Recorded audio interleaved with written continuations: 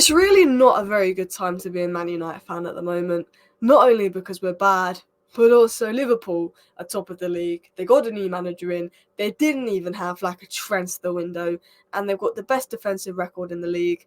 I think the third best attacking record in the league. And Slot is building something. And in today's video, I'm going to talk about Liverpool. I'm going to give you my opinions in the most neutral perspective I can about if Liverpool are in this title race. Because let's be honest, we're in City, Arsenal. When they talk about title race, it's City and Arsenal. And they are the two favourites, I think, because they've got better depth and because they went all the way last year, whereas Liverpool dropped off with about 5-6 games to go. And Slot is a new manager. But are Liverpool in a title race? I think yes. And I'm going to break down why potentially Liverpool could be in this title race, potentially why they've got possibility to win it, not just because Rodri's out and City have got the FFP trial, but we're going to compare them to Arsenal and City so far this season. We're going to talk about Liverpool, what they might do in the January window, the defensive record, Slot's tactics, and then I'm going to break down a few areas where I think Liverpool need to improve and a few areas which maybe where City and Arsenal do beat them out at the end of this video. So please hit that like button, of course subscribe down below if you're new, and let's get into it. So Liverpool have the lowest XG conceded at 5.2 this season, and they've only conceded 2 goals from that. So that again shows that one, Alisson, Kelleher, the other guy that played the other day when Alisson came off injured, are all good keepers, but also shows how good they've been defensively to concede the least amount XG and then therefore the least amount of goals this season. So we're going to get into a bit more detail about these statistics because it is mad. Van Dijk and Konate, first game 0 goals, second game 0 goals, third game 0 goals, fourth game 1 goal, fifth game 0 goals, sixth game 1 goal, seventh game 0 goals. 2 goals conceded in the Premier League in 7 games is insane. Because my club has conceded 3 goals in 2 games this season. Actually, 3 games if you count Porto outside the Premier League. It's ridiculous. And I saw this guy say this here. And the defending numbers of Liverpool are phenomenal. 2 goals from 5.1 XG. No other team is better from this point of view. The opponents have just had 107 touches in Liverpool's box, which is by far the least in the Premier League. City have 24 touches in the box. They've got the second least. I spent last season, and we all spent last season, I think, when we're analysing football, praising Arsenal's defence. Praising how good Arsenal's defence was, the defensive structures, the XG against Arsenal was unbelievable. But Liverpool are beating out Arsenal's defence this season under Arne Slot. Now, Arsenal have had to play 2 halves of football with 10 men, and maybe it balances out a bit. But Liverpool have the best defensive record, but they also have the best defensive underlying numbers. Sometimes you can have the best defensive record, but you might be 3rd or 4th underlying numbers. You expect it to balance out towards the end of the season. Liverpool have the best defensive record because they have had the best defence. When you look at the shots conceded, the touches in their box, the XG conceded, their defence, Konate and Van Dijk have been beasts. And they've got this absolute monster pairing in defence because with Konate and Van Dijk, not only are they very good on the ball, playing out from the back, crucial to Slot's system, we'll talk about that, but they're physical monsters. You know, they can deal with any striker. And I was on the United View yesterday, and we were talking about Man United strikers, Xerxes and Flex, and they were saying, do you think Konate, Van Dijk, Saliba, when they come up against Xerxes and Højlund, do you think they're worried? And it killed me to say this because I like Xerxes and Højlund. I don't think they're the problem at United. I think the structure is starving our strikers. But I said, no, Van Dijk and Konate are not going to be worried. Either is Saliba. You know, they can deal with Haaland sometimes. You know, they can deal with Man United striker. And when you look at Van Dijk and Konate, they're very good in the air. They're better than pretty much 99% of strikers in the air. They're both quick, particularly Konate, but they're strong. Konate, Saliba, they're kind of the centre-backs that are designed to defend players like Haaland because Haaland's quick, Haaland's strong, but so is Konate, so is Saliba. They're good 1v1, they're both quick, they're both strong, and they can match up physically. But it's all good to have a physical centre-back, but it's about how well can they read the game, can they match the aggression right? If they're too aggressive, Lissandro Martinez at times this season has been too aggressive, it can cost your team.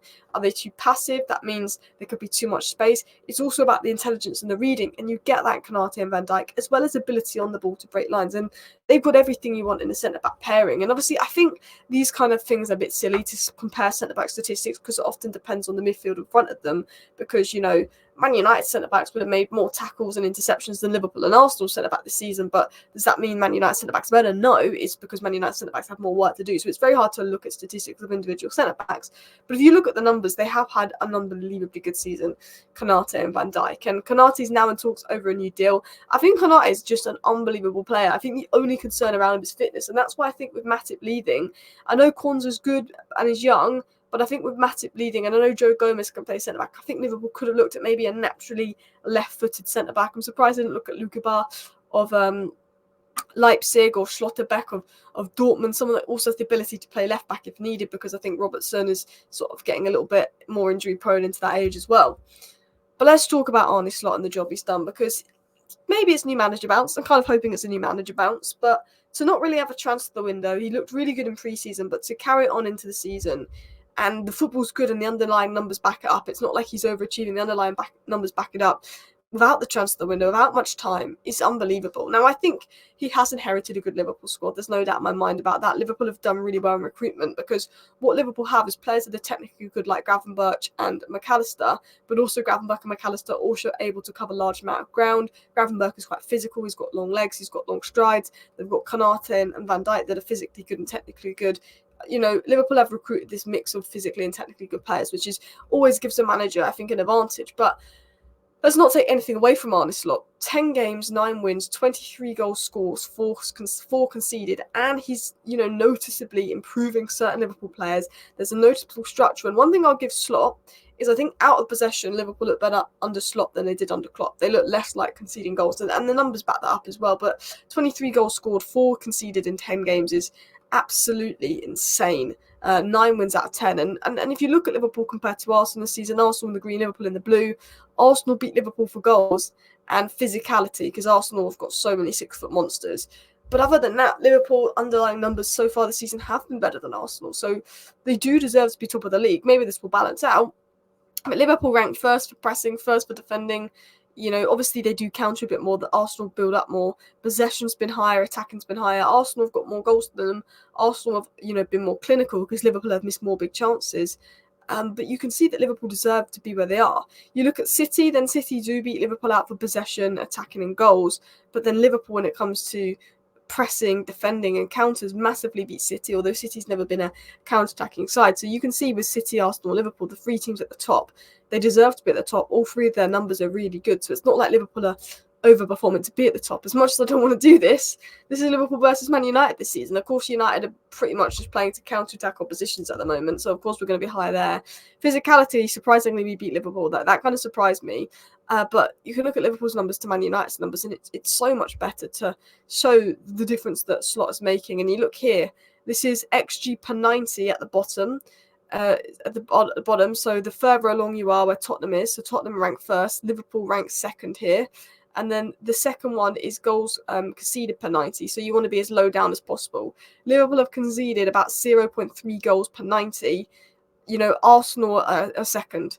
So you look at where Liverpool are. Tottenham are the best for XG. Liverpool are the best for goals conceded per 90. Liverpool's pretty much the best performing team when it comes to creating XG and then goals against, if we use them as metrics. Tottenham, Liverpool, City, Chelsea, Arsenal all have the best numbers this season, and they've probably been the best 5 teams by a long way.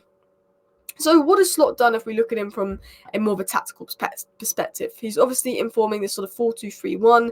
Konate and Virgil van Dijk are building out from the back, and Gravenberch and McAllister are the receivers who often receive the ball. Gravenberch is very good at receiving the ball at any angle on the half turn. We've seen that so many times. We can receive the ball and turn away, and he can often carry the ball, but their job is to circulate the ball, whether it's break lines, whether it's carry, it's to keep the ball moving. And I think this is why Slot prefers Gravenberch to Endo, because Gravenberch can do that. Liverpool have the lowest XG conceded and the 3rd highest XG going forward, although that metric says the 2nd highest. The other metric I checked said the 3rd highest, so who knows? And if you look at Liverpool's shot map this season, it will show that they've made a lot of big chances in opposition's box. And I think only Man United and Tottenham have missed more big chances than Liverpool this season, to show that Liverpool are creating the chances. And actually, they could match City and Arsenal in terms of goals had they been more clinical at times. Slot gives the players in Liverpool's midfield a lot of freedom to rotate around in positions, and I also think in attack. I think Salah's come central in games. Szoboszlai's had a lot of freedom, and I think that is working the positional rotation.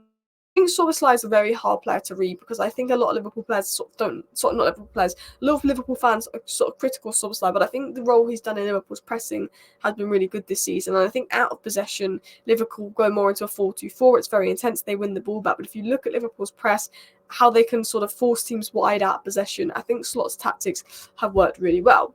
Now, I want to talk about him improving players. There's a few players I want to talk about. I think Gravenberch is the standout. Gravenberch said on Arne Slot, I have a good relationship with him. I'm happy he's here. I think we're the same. He loves football and building from the back, and that suits me well. I think Gravenberch, I did a video back in April I think it must have been April, maybe May. It was like Liverpool's third last game, and I think Gravenberch had a good game under Klopp. And I said that Gravenberch will be the player I think will improve the most under Arne Slot. And so far, I'm correct on that prediction because I knew that Arne Slot wants players that can build out from the back. And I know that Gravenberch's characteristics suit Slot, and Slot's sort of using Gravenberch to his best ability. I said Gravenberch and Gakpo were the two I expect to show the most improvement under Slot. And I said it's not because they're Dutch, it's because I think they're the two players that Klopp himself didn't use to their best traits. I think they're the two players that Klopp himself misprofiled. And Gravenberch, has had a phenomenal start to the season. You look at this: 9 wins, 6 clean sheets, 5 man of the match performances. Liverpool's Player of the Month last month. Unbelievable numbers from Ryan Gravenberch. It's crazy. I mean, 5 man of the match performance awards, but I think in all 9 games they've won, he could be up for man of the match. Like, he's not one man of the match, but I think if you named Liverpool's top 3 players from every game this season, I think Ryan Gravenberch makes it. Like, he's not had a bad game in a 6 role, which he's not really done before, in a new system, and he's really taken to the task. And I think if you watched him at Ajax, like I did, he has the technical and physical attributes to be an unbelievably good player. And, luckily for Liverpool, Slot has realised that and used them to the best. I think I watched Cody Gakpo and I watched Gravenberch. Both players were linked to United under Ten Hag in his first transfer window, and I think Gravenberch a little bit in the second transfer window. So I watched them, and I watched a lot of Ten Hag's Ajax at the end. And I said, Gakpo's a left wing. I've been saying it for ages. I said, Gravenberch, I don't think he's actually going to be a 6. I think Subamende would come in and he'd go further up, and McAllister would go into the 10. And I think Liverpool could get a Subamende, Gravenberch, McAllister midfield three, which would be unbelievable. But I think, his ball carrying abilities, his technical abilities, he could play as a 6. I think the biggest question is defensive awareness, positional sense, but I think he's done all right at that. But he has the characteristics to be a top player, and Slot has realised that. And if you look at some of his numbers, cross accuracy, short passes, defensive duels 1, possession adjusted interceptions, top 2 for that, passes 3rd, accelerations 3rd, shots 3rd. This is out of all the Premier League midfielders per 90 this season as well. And he's only 22. This is his first proper season after sort of 2 seasons of a little bit of inconsistencies. And you assume that, either this is a purple patch or this is the Gravenberch that we saw at Ajax, the Gravenberch that used to get compared to Bellingham when he was at Dortmund, and Gravenberch at Ajax as the 2 best midfielders coming through, and he's now going to take off the level because he's only 22. Look, I want to talk about Diaz, I want to talk about Gakpo, I do want to talk about Liverpool, what they're going to do in the January window, and a few concerns I think I have around Liverpool. But before I do that, I just want to mention, because voting closes on Sunday, that I have been nominated for 3 awards at this year's FCAs. They are the Football Content Awards. I was nominated once in the past, but I didn't win. I don't know if I will win. I know Fabrizio Romano is nominated in Best Influencer category. I don't think I'm going to get more votes than him. But I've been nominated for Best Club Content Creator, Premier League, Best in Video Individual, which is one of the first that comes up on the voting page, and Best Influencer. So if you could go to the Football Content Awards /voting and vote for me, that'd be unbelievable. I will put a link in the description. Let's get back into the next thing. And also, guys, do hit that like button if you haven't already. And subscribe if you're new, because I cover all the big 6 Premier League clubs. But because I have my own Man United channel, I'll then do Newcastle instead of Man United. So I cover those 6 clubs, their transfers, their matches, giving my opinion in the most neutral perspective I can. I saw this from Henry Winter. This isn't the whole tweet, but he said this. You say you want evolution. Well, Arne Slot's successful tweaking of Liverpool continues apace. 10 games, 9 wins, all about control. Van Dijk passing into midfield overloads, Gravenberch powerful performances, confirming Slot's intelligent impact and pressing of Jota, Gakpo, Diaz, and he should have added Szoboszlai to that. It's renewed hunger, occasional sense of rotation, good man management, good subs, but he focuses on control. And they speak about sort of Slot. And if I'm looking at Ten Hag as a Man United, I'm seeing Man United have a profiler player that does this, a profiler player that does that. And Ten Hag's misprofiled Maino this season. He's misprofiled Agate this season. He's completely misprofiling so many of our players and then not adding balance to our team. Slot's coming to Liverpool. He's thinking that player's this profile, that player's this profile. Slot wants to play his way, but how can he also adjust to the profile of players he's got and score balance? And I think that's something that Ten Hag has lacked from a Man United perspective that Slot's done well at Liverpool. He's also improved players like Luis Diaz. I think he had a good first season at Liverpool, and then he was a bit inconsistent. I know he had the whole situation with his dad last season, but I think Luis Diaz has been unbelievable. I think his energy, I think he's so direct. I think his output's better. He looks more confident. So I think Luis Diaz has definitely improved on the Slot. Let's see if he keeps it up. But the one to watch, and I think he might take Luis Diaz's place, because I think naturally he's got a little bit better end product than Luis Diaz, and I think potentially it's a difficult one because he can play centrally, but I think Gakpo is the one to watch for Liverpool because he was absolutely phenomenal in the game against Palace. 1 assist, 5 chances created, but he's such a powerful carrier of the ball, physical presence. Okay, so my camera just crashed mid-recording, but I was just saying that Gakpo is such a powerful ball carrier, physical presence. I think he could have a really, really good season. I think he's one of the players I think is going to show the most improvement this season. Continuing on, if I look at Liverpool, obviously the last Palms game was pre-season, didn't watch that one. But 2-0 against Ipswich, poor first half, really good second half performance from Liverpool, showing that Arne Slot could pick out that what wasn't working, make the appropriate changes, and Liverpool moved up a level. Liverpool, unbelievable in the 2-0 win versus Brentford, and Brentford have been a good team this season. They caused a lot of issues versus Wolves, 5 goals in one game, which is the same amount of goals Man United scored this season, which is concerning. 3-0 obliteration of United, we don't need to talk about that. Forest, I think, had they taken their chances better, maybe they get a point or two from that. But at the end of the day, they weren't good enough versus Forest. They lost, and that was a wake-up call. But we've seen from Forest this season, they're a lot better than we thought. Forest, probably the team that's impressed me the most in terms of my expectations for them. Thought they were going to go down. They give Chelsea a good game. They give Liverpool a good game. And, when they lost to Forest, people were saying, Arne Slot's been found out. No, he goes and beats Milan 3-1, smashes Milan. Milan looked good the first 10 minutes. He knew what Milan was doing, figured it out. And since that, they then beat Bournemouth 3-0, unbelievable. They beat West Ham 5-1 in the Cup, rotating the squad as well to show that he can win with his other squad. Then went and beat Wolves 2-1, weren't at the best but got the job done. Then beat Bologna 2-0 and then beat Crystal Palace 1-0 where they were unbelievable in the first half but didn't take their chances. But they responded to the one loss they've had and they deservedly won all the other games. Even if I don't think they were at the very best versus Wolves and Crystal Palace, I think they done the job. And you've seen Arsenal do that and City do that. I think, it shows how good they've been. I think they've got to obviously have a real test against Liverpool, RB Leipzig and Chelsea. Sorry, Arsenal and Chelsea. Arsenal and Chelsea are the real test because they're two teams that are performing really well this season. That will be the real test for Liverpool. And you'll be sitting there on Halloween, Liverpool fans.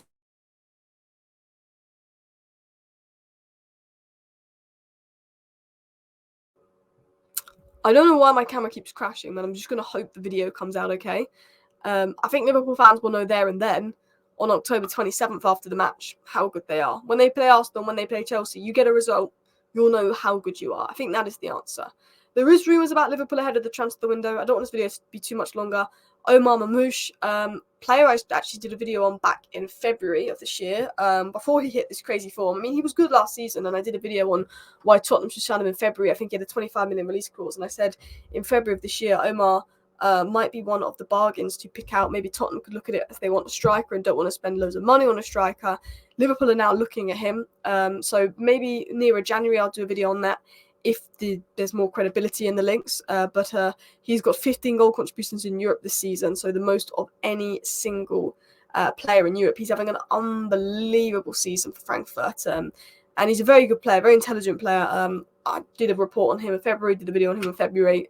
If something happens near January, I can tell you about this guy because I've done a lot of research on him in the past. It would have been available quite cheap in the summer, so I was quite surprised no one picked him up. They've also looked at Dortmund's Karim Adeyemi. I mean, that guy is Champions League game. He was phenomenal. Again, good talent there. They've also got a guy called Gittins at Dortmund as well. They've got some interesting young talent there. I do think while Liverpool looked more at a winger in the summer, I think because Gakpo and Diaz are looking good, if they can keep that up and Chiesa can come into form on the right and push Salah, I do think Liverpool could maybe be in more use of a striker. And I think Jota's good and clinical, but I think Jota can be hit and miss, and I think you can't rely on him. Nunes is a form player.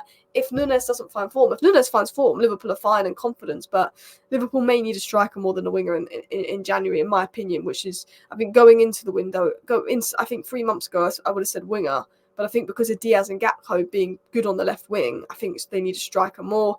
Obviously, the biggest issue for Liverpool is these contracts. I think if Salah maybe could go, but I think Van Dijk and Trent, they're the two they need to renew. But Trent, because he's young, they need to renew that. I think he could go Real Madrid. I think Salah, I'm surprised. Obviously, he's on high wages. But I'm surprised they haven't renewed at least one of Salah and Van Dijk. It'll be interesting to see what happens there. Now, my only concerns around Liverpool is again the contract situation. Could it cause a psychological drop off in Trent, Salah? Who knows? But I think last year Liverpool dropped off. They got tired. Maybe they got found out a little bit. Just maybe they were sort of overperforming a little bit to be where City and Arsenal were, and then dropped off at the end, because I think no one expected Liverpool to be in a title race last season with City and Arsenal, because they didn't even finish in the Champions League places the season before with Klopp. So I think there's obviously concerns that maybe Liverpool could drop off again this season. I don't think they've got quite the depth that Arsenal and City have, to be honest. I also think they haven't had the time with their manager or the investment in the summer the other clubs have had. And I think, to be honest, there's times that Liverpool have won where they're not at the best, but so City and Arsenal. And I know Liverpool fans are saying we're probably not in the title race because we've not been at our best, but we've won this game, But I don't think Arsenal have been at their best at times and they've won games. I don't think City have been at their... City weren't good versus Fulham. City obviously weren't great versus Newcastle. So you've got to look at it in that way. I think Nunes finding form and the striker situation could be a thing. I think left centre-back to replace Matip and I think Subamende coming in to give someone that can also do Gravenberch's role, and then you could have Subamende, Gravenberch, McAllister midfield free. I think if you can get Subamende in January, maybe someone to boost the attack, and then maybe a left centre-back for depth that could play left-back. I think they're the areas that Liverpool probably need improvement in terms of depth. And of course, the other thing is former players. Diaz is doing great, but is he going to be consistent with that? I think that's the question marks around Liverpool. Liverpool fans, let me know in the comments, down below, if you think you're in a title race. I think you are. I think no one's talking about Liverpool being in a title race, but I do think you are. Thank you for watching. Bye.